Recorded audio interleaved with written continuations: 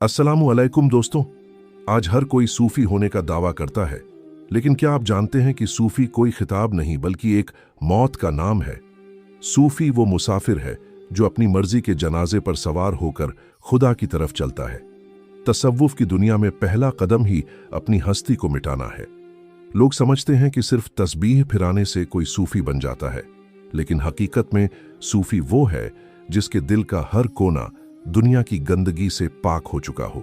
ये वो रास्ता है जहां इंसान का अपना वजूद खत्म हो जाता है और सिर्फ हक की सदा बाकी रह जाती है। सूफी वो मुसाफिर है जिसने अपनी मैं को कुर्बान कर दिया है ताकि वो उस तक पहुंच सके जिसे सारी कायनात तलाश रही है। ये कोई आसान मंजिल नहीं है, बल्कि ये वो आग है जिसमें जलकर इंसान कुंदन बनता है और अपनी रूह की असली हकीकत से वाकिफ होता है। जब तक इंसान खुद को मिट्टी नहीं बनाता, तब तक उसकी रूह का बीज मारिफत का दरख्त नहीं बन सकता। हुजूर गौसे आजम शेख अब्दुल कादिर जिलानी रहमतुल्लाह अलैह अपनी किताब सिर्रुल असरार में फरमाते हैं कि सूफी शब्द सफ़ा से निकला है। सफ़ा का मतलब वो पाकीज़गी है जो 7 समंदरों के पानी से नहीं बल्कि इश्क की आग से हासिल होती है। जब इंसान अपने गुनाहों पर इस तरह शर्मिंदा होकर रोता है कि उसके आंसुओं की नमी उसके दिल के जंग को उतार देती है, तब रूह का असली रंग नजर आता है। सूफी वो है जो भीड़ में होकर भी अपने रब के साथ तन्हा होता है। उसकी खामोशी में भी एक ऐसा जिक्र छुपा होता है जो अर्श के दरवाजों पर दस्तक देता है। तसव्वुफ की असली हकीकत ये है कि इंसान अपनी नजरों में छोटा हो जाए ताकि खुदा की नजरों में बुलंद हो सके। ये रास्ता दिखावे का नहीं बल्कि अंदरूनी तब्दीली का है, जहां रूह की प्यास बुझाई जाती है और दिल को अल्लाह का घर बनाया जाता है। जब तक दिल में दुनिया की हसरतें पलती रहेंगी, तब तक वहां खुदा का नूर दाखिल नहीं हो सकता। सूफी का पहला राज सिदक यानी सच्चाई है, लेकिन यह सच्चाई सिर्फ जुबान तक महदूद नहीं होती, बल्कि ये इंसान के खून की गर्दिश में शामिल होती है। सूफी वो नहीं जो सिर्फ हक की बात कहे, बल्कि वो है जिसका हर अमल खुदा की गवाही दे। गौसे पाक फरमाते हैं कि जब बंदा अपने रब के साथ पूरी तरह सच्चा हो जाता है, तो कायनात की हर चीज उसके कदमों में झुक जाती है। मगर एक सच्चा सूफी कभी अपनी ताकत का दिखावा नहीं करता।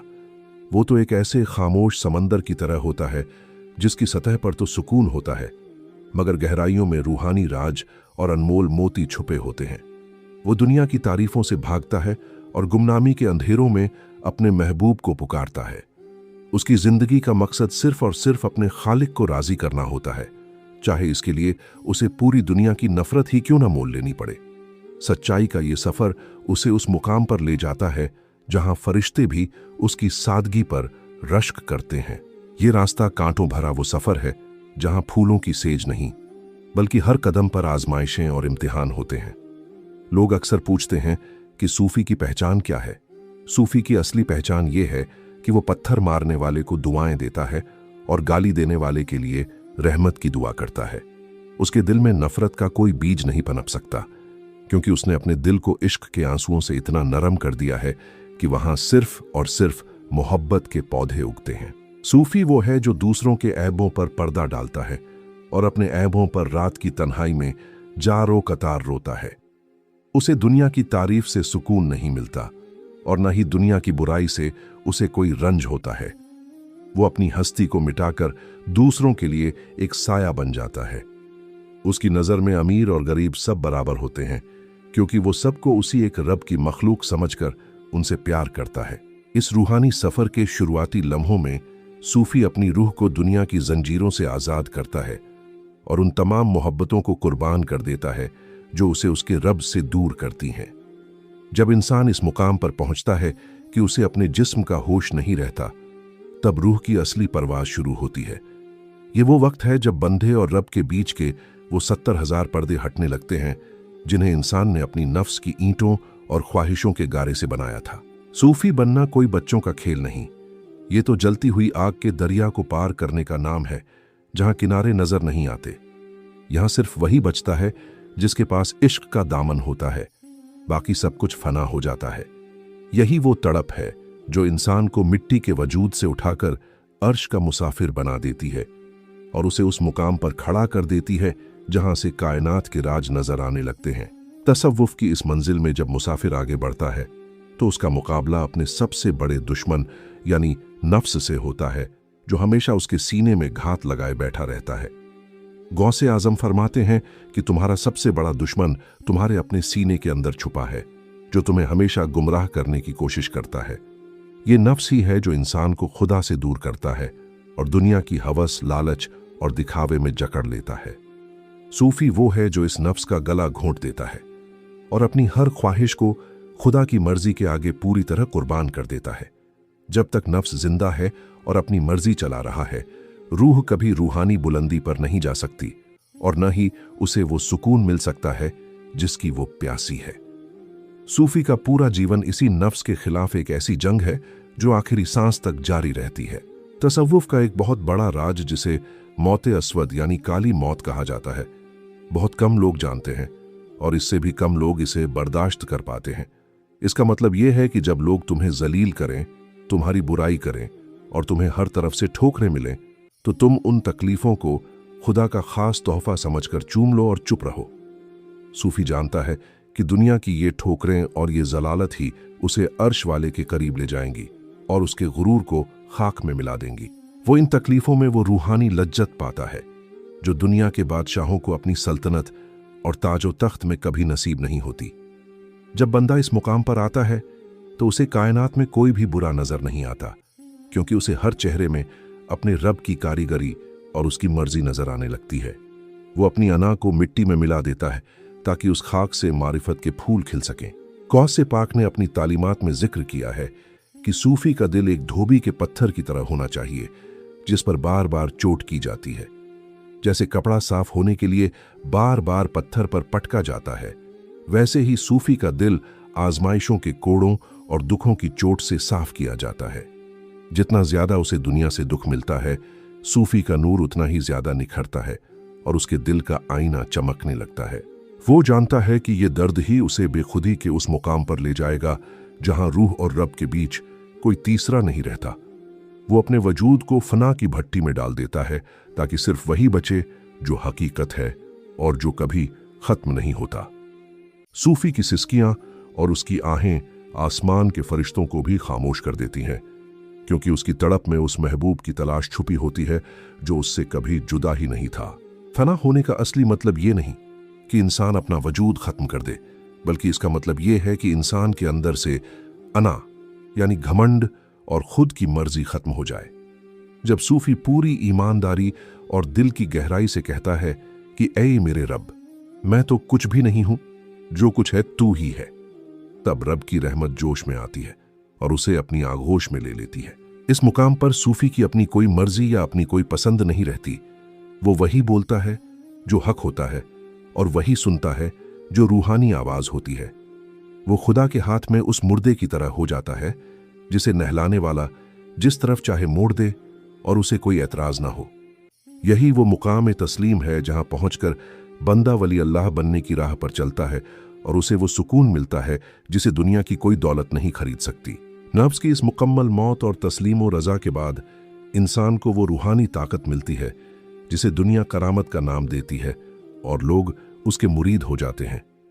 लेकिन एक सच्चा सूफी करामत को भी एक बहुत बड़ा पर्दा और खुदा की तरफ से एक आजमाइश समझता है कि कहीं वो इसी में न उलझ जाए। वो नहीं चाहता कि लोग उसके पीछे भागें, उसकी तारीफ करें या उसे चूमने के लिए बेकरार रहें। वो तो गुमनामी के उस समंदर में डूबना चाहता है जहां सिर्फ वो हो और उसका खालिक हो और दुनिया को उसकी खबर तक न हो। वो अपनी रूहानी शक्तियों को इस तरह छुपाता है जैसे कोई कंजूस अपना सबसे कीमती खजाना दुनिया की नजरों से बचा कर रखता है। अगर आज आपके दिल में बेचैनी है तो समझ लीजिए कि आपके अंदर का सूफी अभी तक पूरी तरह जागा नहीं है और आपने दुनिया को अभी तक पूरी तरह छोड़ा नहीं है। अब हम उस गहरे राज की तरफ बढ़ते हैं जिसे सूफिया सिर्र यानी रूह का वो भेद कहते हैं जिसे जुबान के अल्फाजों में बयान करना मुमकिन नहीं है। गौसे आजम फरमाते हैं कि इंसान का जिस्म सिर्फ एक मिट्टी का खिलौना है जो एक दिन मिट्टी में मिल जाएगा। असली इंसान तो वो नूर है जो उसके अंदर कैद है। सूफी वो है जो इस मिट्टी के पर्दे को अपनी मेहनत और रियाजत से हटाकर अपने अंदर के उस नूरानी वजूद को पहचान लेता है। उसे वो आवाजें सुनाई देती हैं जिन्हें दुनिया खामोशी और सन्नाटा समझती है, और उसे वो मंजर दिखाई देते हैं जिन्हें लोग सिर्फ ख्वाबों का हिस्सा समझते हैं। ये वो इल्म है जो किसी किताब या मदरसे में नहीं सिखाया जाता, बल्कि ये तो वो रूहानी नूर है जो सीधे कुदरत की तरफ से दिल की पाक तख्ती पर लिखा जाता है।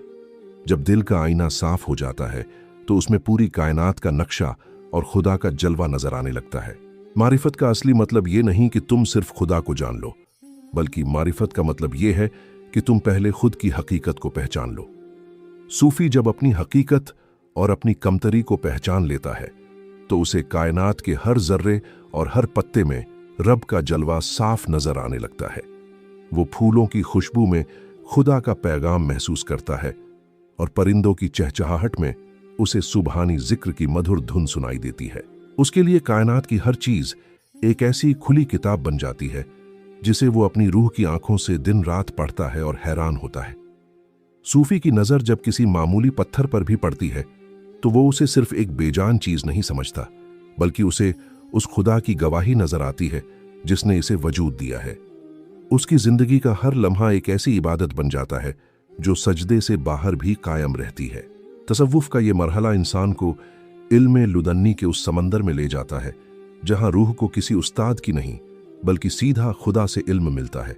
ये वो नूर है जो सिर्फ उन्हीं दिलों को नसीब होता है जो दुनियावी हसरतों, लालच और दिखावे की आग से पूरी तरह बुझ चुके होते हैं और पाक हो चुके होते हैं।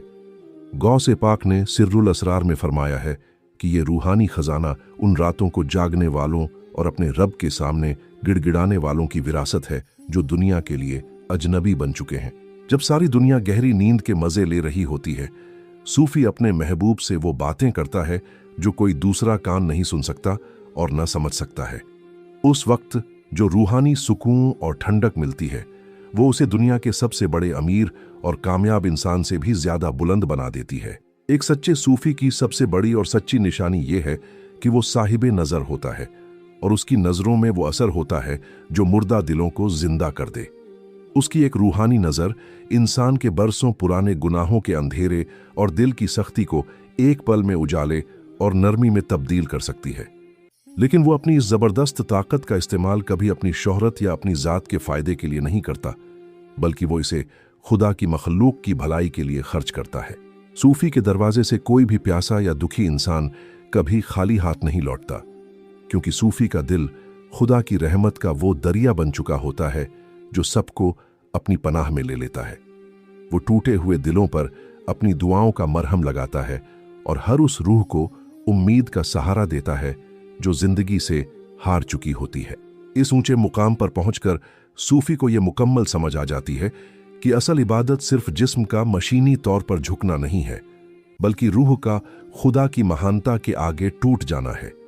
जब रूह अपने रब के सामने पूरी तरह टूटती है और अपनी बेबसी का इजहार करती है तो मारिफत के वो सोत फूटते हैं जो इंसान को रूहानी तौर पर अमर बना देते हैं। सूफी का दिल हकीकी काबा बन जाता है, जहां ना कोई नफरत होती है, न कोई हसद होता है और न कोई दुनियावी ख्वाहिश का बुत होता है। वहां सिर्फ और सिर्फ खुदा का नूर चमकता है और उसकी रजा का राज होता है। यही वो जगह है जहां पहुंचकर एक सादा इंसान एक कामिल बन जाता है और उसे वो रुतबा मिलता है कि कायनात के फरिश्ते भी उसकी दुआओं के मुंतजिर रहते हैं। इस रूहानी सफर की आखिरी और सबसे हसीन मंजिल विसाल और बका है, जहां इंसान फिर कभी अपने महबूब से जुदा नहीं होता। बका का मतलब है खुदा के साथ हमेशा के लिए बाकी हो जाना और अपनी छोटी सी पहचान को बड़े वजूद में खो देना। जब सूफी पूरी तरह फना हो जाता है तो उसे एक ऐसा नया रूहानी जन्म मिलता है जिसका फिर कभी कोई अंत नहीं होता। अब उसकी जुबान वही बोलती है जो हक है और उसके हाथ वही काम करते हैं जो खुदा की मर्जी होती है। वो दुनिया में रहता तो है, लोगों से मिलता भी है, मगर वो इस फानी दुनिया का हिस्सा नहीं होता। वो एक ऐसे मुसाफिर की तरह है जिसने अपनी लंबी और कठिन मंजिल को पा लिया है और अब वो सिर्फ अपने महबूब के दीदार और उसकी याद में खोया हुआ है। विसाल का मतलब सिर्फ जिस्मानी तौर पर मरना नहीं है, बल्कि ये तो रूह का अपने असली खालिक से गले मिलने का एक खूबसूरत लम्हा है। सूफी के लिए मौत कोई खौफनाक मंजर या कोई सजा नहीं, बल्कि बरसों की तड़प और जुदाई के बाद अपने महबूब से मिलने का एक हसीन और पाक जरिया है।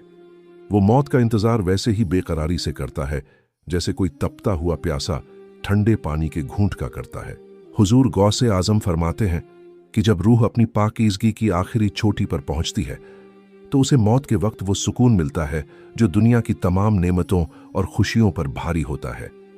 वो मुस्कुराते हुए इस दुनिया से रुखसत होता है क्योंकि उसे पता होता है कि वो कहीं खत्म नहीं हो रहा, बल्कि अपने असल घर और अपनी असल जड़ों की तरफ वापस लौट रहा है। तसव्वुफ का आखिरी और सबसे बड़ा सबक जो हर सूफी अपनी जिंदगी से देता है वो सिर्फ और सिर्फ इश्क है। इल्म, तर्क और दलीलों से सिर्फ दिमाग को रोशनी मिल सकती है, मगर रूह की प्यास तो सिर्फ इश्क का बेपनाह दरिया ही बुझा सकता है।